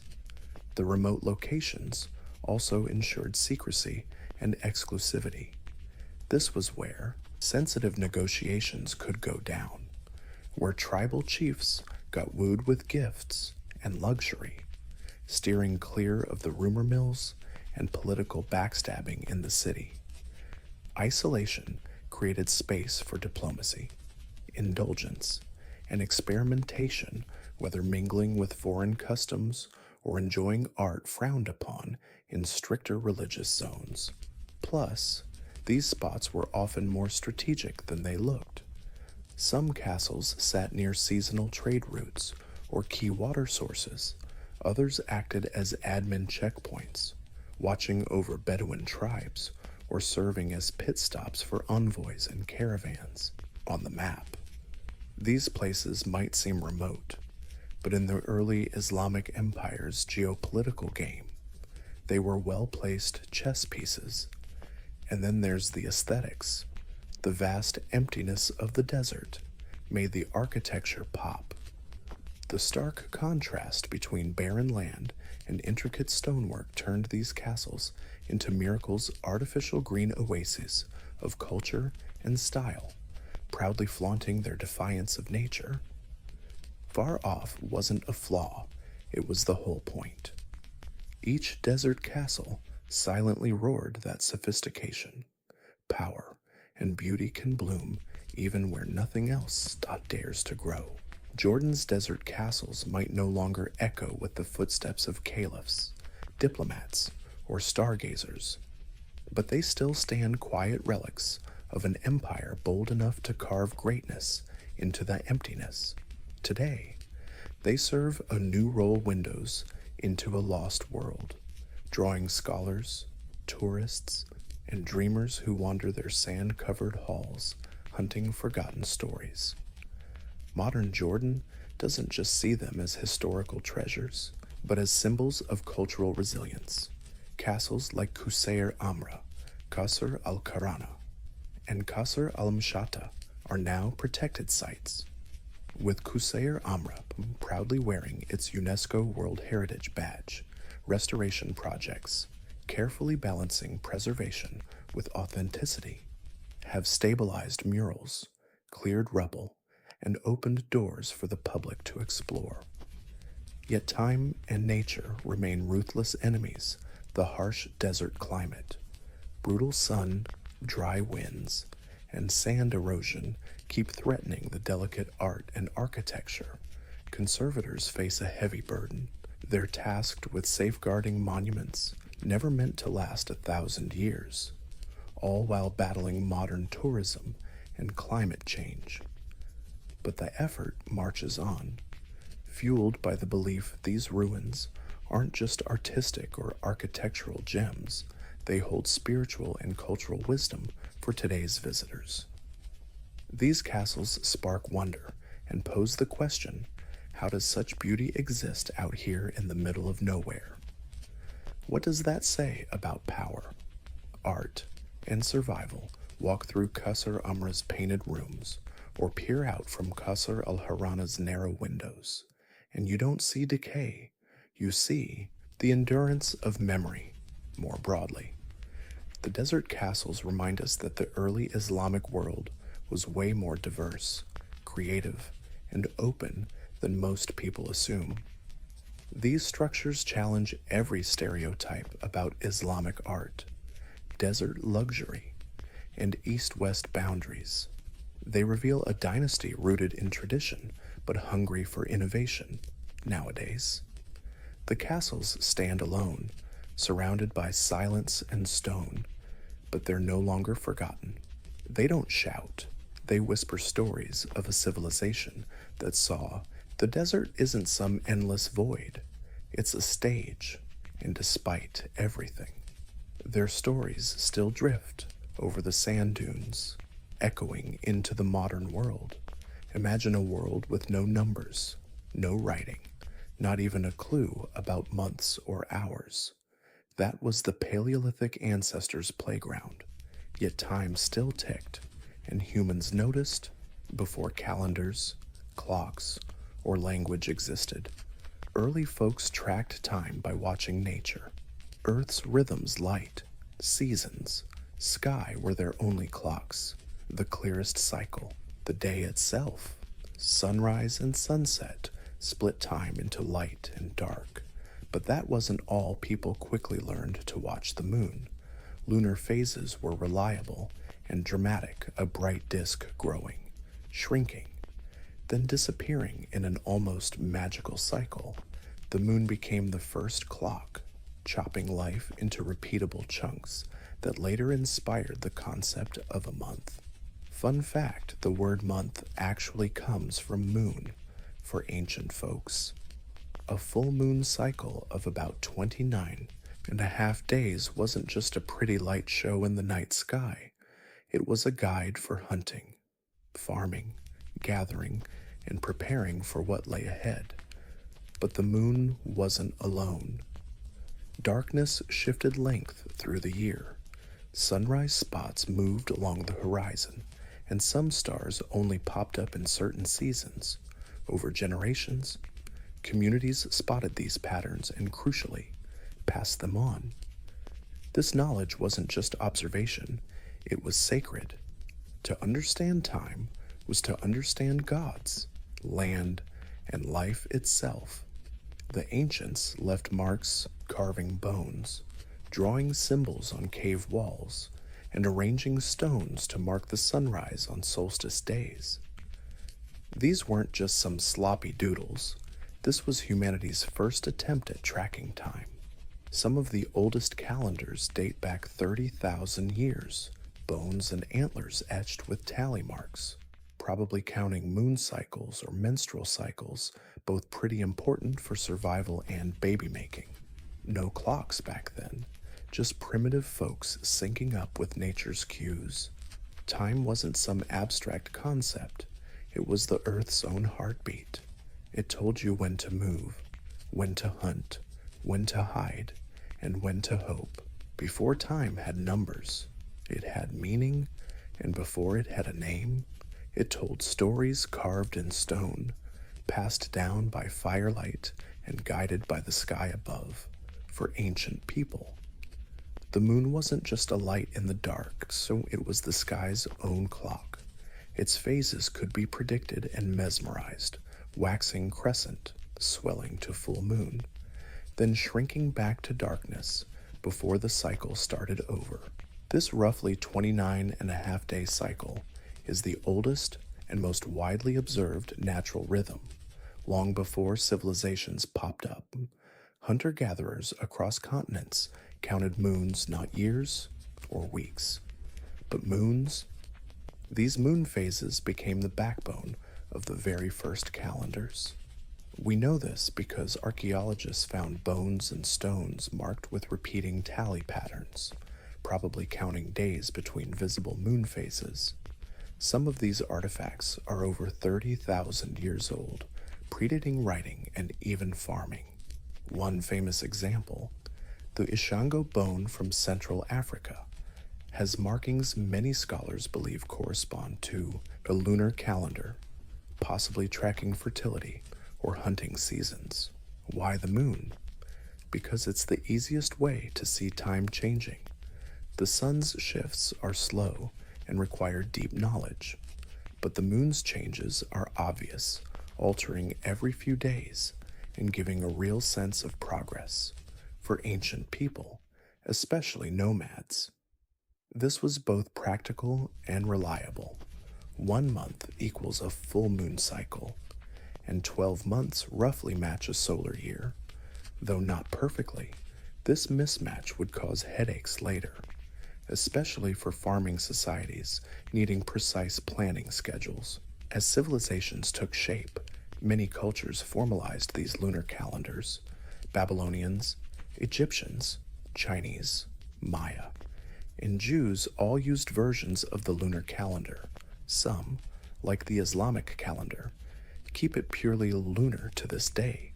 Others started tweaking it by adding leap days or months to sync moon cycles with the solar year. But in those early days, the moon was king, and calendars weren't just tools, they were sacred maps. The moon was often personified as gods, goddesses, or celestial beings watching over humanity. Its cycle tied to festivals, rituals, and myths. Tracking the moon wasn't just about telling time, it was about giving it meaning. The moon taught us to count, and in counting, we began to understand that time wasn't just a messy blur, but something you could grasp, name, and pass down. When human society evolved from nomadic bands to settled farming communities, the moon alone wasn't enough. Farming demanded more than knowing a month had passed. It required pinpointing seasons, when to sow, when to harvest, when rains would come or frost would bite. To do that, ancient folks turned to the sun. Unlike the moon, the sun's movement is subtle, stretching along the horizon throughout the year. But patient observers noticed a pattern: the sun doesn't rise and set in the exact same spot every day. At certain times of the year, what we now call solstices and equinoxes, the sun hits turning points. These became cosmic landmarks, marking the longest day, the shortest day, and the perfect balance of day and night. Ancient people started building solar calendars, not with rulers, but with stones. The most famous example, Stonehenge in England. Its exact purpose is still debated, but no one disputes that it aligns with the summer and winter solstices. On those days, the sun rises or sets perfectly lined up with particular stones. In a world without clocks, that's some serious precision. Similar alignments pop up all over the globe. The Nabta Playa stone circle in the Egyptian desert, Chaco Canyon in North America, and Machu Picchu's temples. Not random, these were made by sky watchers, linking celestial events with seasonal cycles and religious rituals. For these ancient societies, the sun wasn't just a giant torch, it was divine. Many cultures worshipped sun gods, Ra in Egypt, Inti in the Andes, Surya in India. The sun's return after the longest night was cause for celebration, symbolizing rebirth and continuity. These sun-based festivals eventually laid the groundwork for the first religious calendars. Tracking the sun took patience, architecture, and spiritual vision. It wasn't just about watching months pass, but mapping out the whole solar year sky charts etched in stone and horizon logs. And so they stamped time with eternity. If the moon brought motion, the sun brought structure through stone and shadow. Humans started linking heaven to earth. Time wasn't just a cycle anymore. It became a calendar carved into the land, lined up with stars, wrapped in sacred vibes. For early civilizations, tracking time wasn't just about farming or seasons, it was a spiritual act. Time itself was holy, a divine rhythm flowing from the sky into daily life. Every single moment mattered. Each season carried cosmic weight. Calendars weren't just charts, they were ritual tools to shape human behavior according to the gods' whims. In ancient Mesopotamia, priests climbed ziggurats not just to get closer to heaven, but to stare at stars and planets. These weren't just scientific observations, they were acts of worship. The Babylonians sliced time with jaw-dropping precision, 7-day weeks, 360-day years, and a base 60 number system still haunting how we count minutes and degrees today. But this wasn't about efficiency, it was about order. By measuring time, they mirrored the universe's divine structure. The Egyptians took it even further.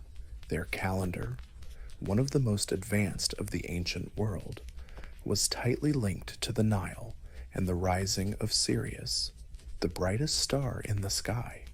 When Sirius showed up at dawn, it signaled the Nile's floods, a life-giving event. That celestial moment kicked off the Egyptian New Year, a festival tied to fertility, rebirth, and divine favor. Across the ocean, the Maya crafted one of the most complex calendar systems ever, blending moon cycles, solar years, planetary movements, and sacred numbers into a tightly woven chain of timekeeping. Their Tzolk'in calendar tracked a 260-day spiritual cycle, while the Hab followed the 365-day solar year.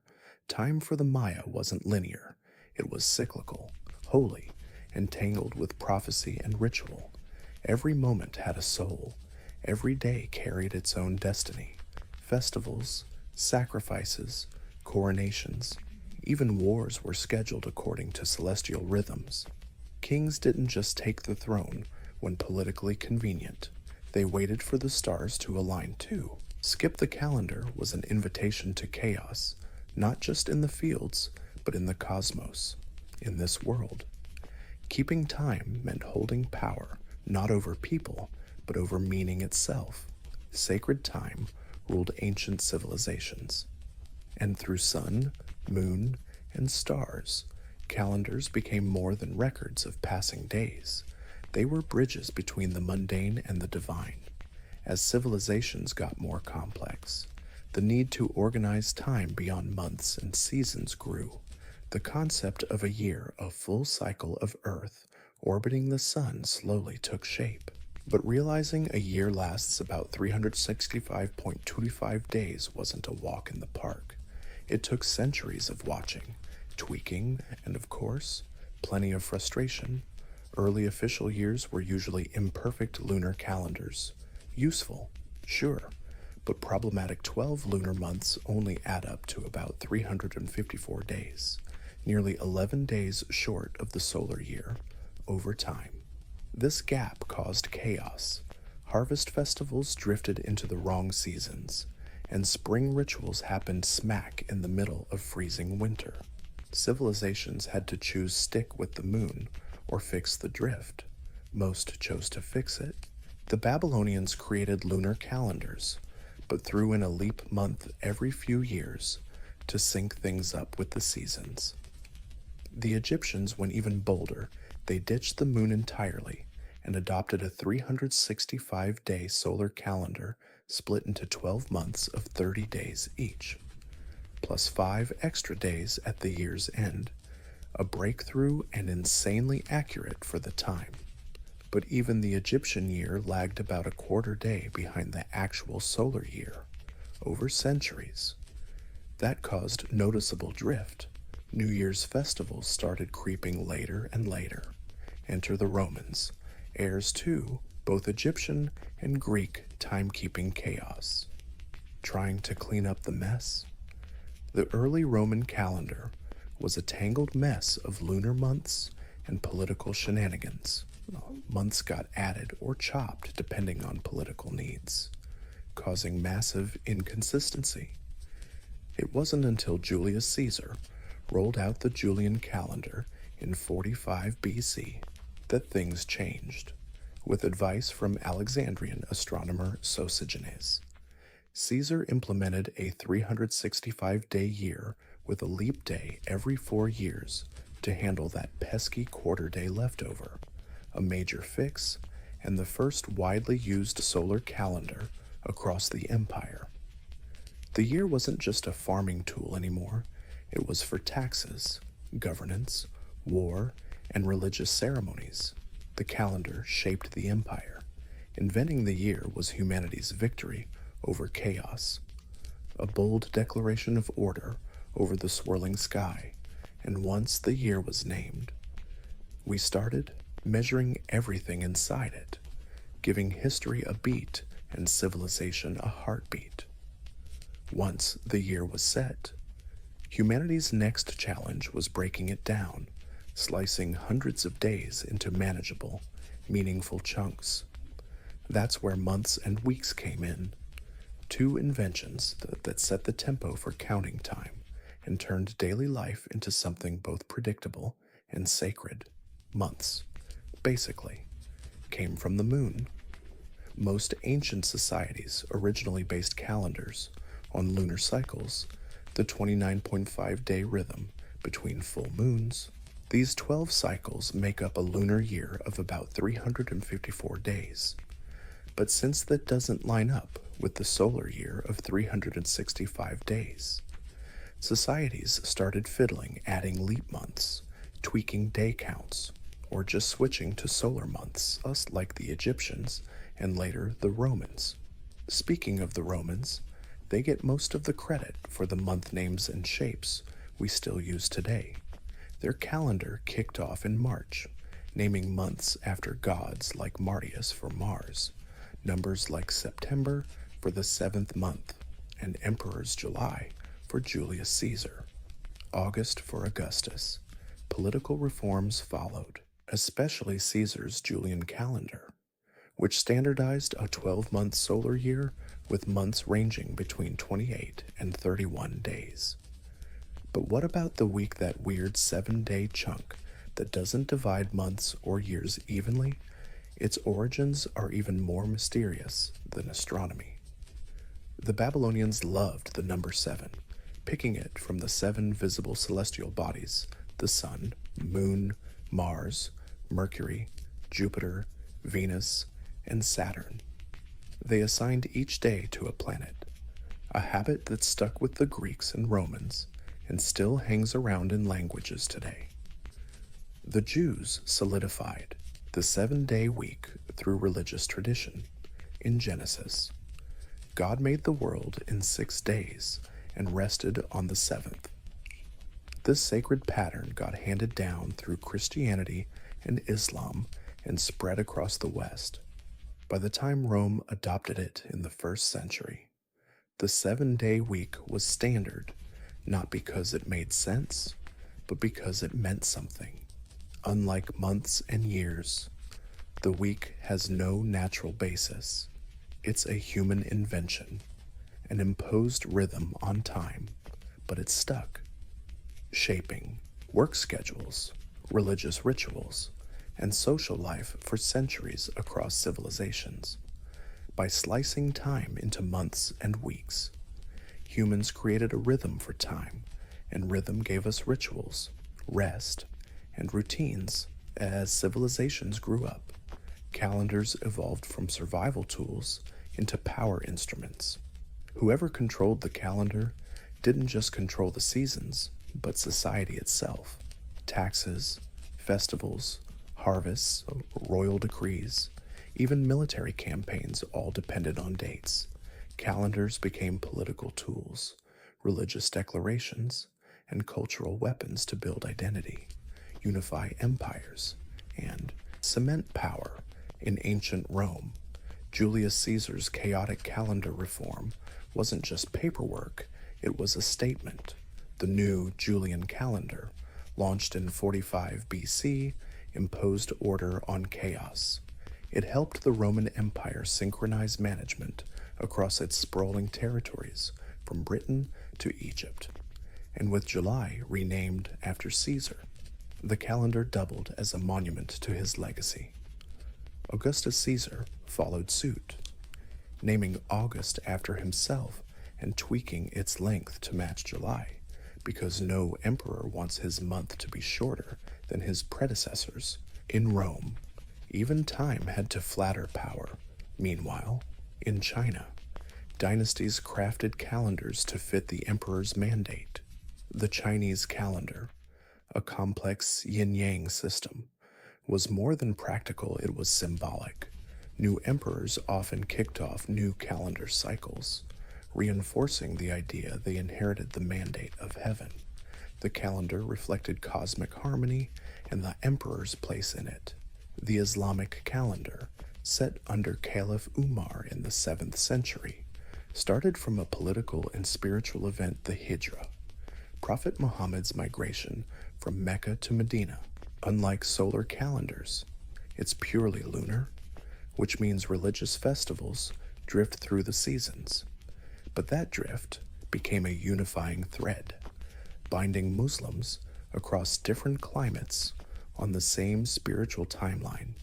Even medieval Europe saw calendars as battlegrounds of power. The church aligned saints' days and festivals with existing pagan cycles to ease conversions. Time wasn't just about what day is it. It told people how to behave. Calendars weren't neutral. They were arranged by those in power, deciding when debts were due, when armies marched, when gods were honored, and when history began. From emperors to priests, kings to astronomers. Controlling time was a form of control because making the calendar meant making reality, turning your story into everyone's life rhythm. By the 16th century, time started slipping out of sync. The Julian calendar, once a Roman engineering marvel, was losing accuracy. It drifted about 11 minutes a year, a tiny error that grew over time. By the 1500s, the spring equinox, which should land around March 21st, had slid back to March 10th for a church that needed exact dates to celebrate Easter. This was a theological crisis. Enter Pope Gregory XIII, who in 1582 launched the most important calendar reform in history, the Gregorian calendar, led by Jesuit astronomers and mathematicians. The Pope's fix was both simple and bold, to realign the calendar with the solar year.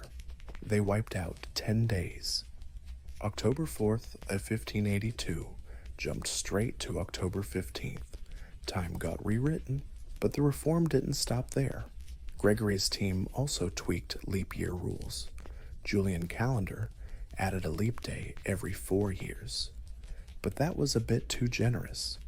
The new rule kept leap years every 4 years, except if the year was divisible by 100. Unless it was also divisible by 400, then leap year still applies. So 1600 was a leap year. But 1700, 1800, and 1900 were not. This fixed long-term drift, making the calendar accurate to about 26 seconds off per year compared to the solar cycle. But the switch wasn't instant or universal. Protestant and Orthodox countries, people looked at the Gregorian calendar with suspicion, thinking it was just a Catholic power play. England didn't jump on board until 1752, by which time the calendar was already 11 days off. Russia held out even longer, only switching after the Bolshevik Revolution in 1918. The result for centuries. Dates could be wildly different between countries. Imagine your neighbors celebrating New Year's 2 whole weeks apart. Despite the pushback, the Gregorian calendar eventually became the global standard, not because of religion, but because it was just plain useful when science, navigation, trade, and international diplomacy started booming. The world needed a shared time system. The Gregorian calendar was too accurate and convenient to ignore. This wasn't just a tweak, it was a revolution in how humanity experienced time. With a single stroke of a pen, dates worldwide got synchronized, and modern timekeeping was born in the end. The Gregorian reform didn't just tweak Easter, it tuned humanity's clock to the heavens, turning time into a cosmic dance between earth and sky. Today, the calendar looks like just another app on your phone, something printed on your office wall or stuck to your fridge with a magnet. But behind those squares and numbers lies a legacy thousands of years in the making a journey from sacred rituals to mechanical precision. From stargazing monks to satellite synchronization, timekeeping, once the domain of monks and astronomers, is now a global system standardized, managed, and ticking relentlessly. We now use the Gregorian calendar across nearly the entire world. It governs everything from international law to shipping schedules, space missions, and even the Olympics. But while this calendar reigns, other calendars still exist, echoing ancient rhythms. The Islamic Hijri calendar still guides the religious life of millions of Muslims. The Hebrew calendar preserves Jewish holidays and traditions. The Chinese lunar calendar shapes festivals like Lunar New Year. In India, regional calendars run alongside the Gregorian. Humanity hasn't dumped diversity. It's just layered modern convenience over ancient foundations. And then there's atomic time, the most precise timekeeping method ever invented, based on cesium atom vibrations. International Atomic Time TAI measures seconds so accurately that it only drifts by 1 second as every 100 million years. From that, we get Coordinated Universal Time UTC, the global time standard used for everything from the internet to flight schedules. Sometimes UTC even adds a leap second to compensate for Earth's uneven rotation, a gentle reminder that no matter how advanced we get, this planet still keeps us guessing, but no matter how precise, we still live by rhythms deeply stamped with humanity.